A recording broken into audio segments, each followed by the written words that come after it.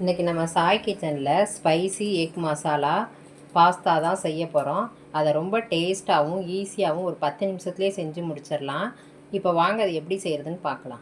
இதுக்கு நான் ஒரு 200 கிராம் பாஸ்தா எடுத்திருக்கேன். இது எந்த ஷேப்பில் வேணாலும் எடுத்துருங்க. நான் இப்போ இந்த ஷேப்பில் எடுத்திருக்கேன். இது பண்ணுறதுக்கு தண்ணியை நல்லா கொதிக்க வச்சுக்கலாம். தண்ணி நல்லா கொதிச்சிருச்சு. இப்போ பாஸ்தாவை சேர்த்துக்கலாம். இது ஒரு 5 நிமிஷம் வேகட்டும்.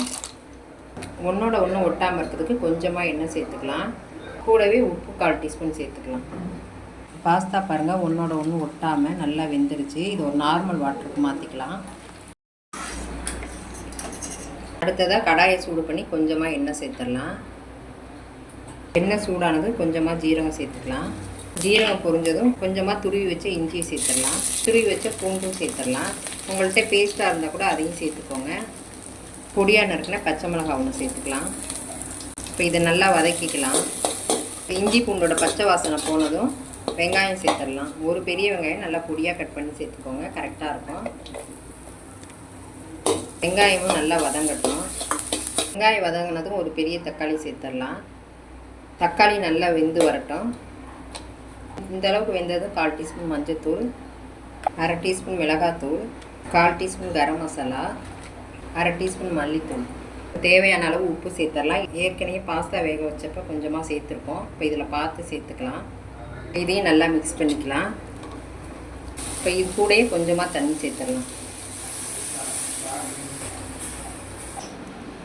ஒரு 3 முட்டையை இந்த மாதிரி வேக வச்சு துருவி எடுத்துக்கோங்க. இப்போ இந்த முட்டையும் இதோடு சேர்த்துடலாம். இப்போ இது கூடயே பாஸ்தாவையும் சேர்த்துடலாம்.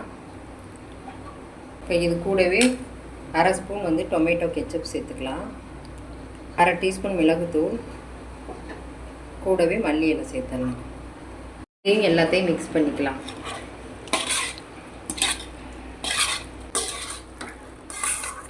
ஸ்பைசி எக் பாஸ்தா ரெடி ஆகிடுச்சு. இது ஒரு பவுலுக்கு மாற்றிக்கலாம்.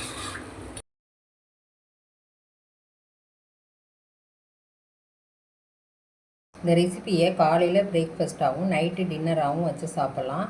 ரொம்ப அருமையாக இருக்கும். இதை நீங்களும் செஞ்சு பாருங்கள்.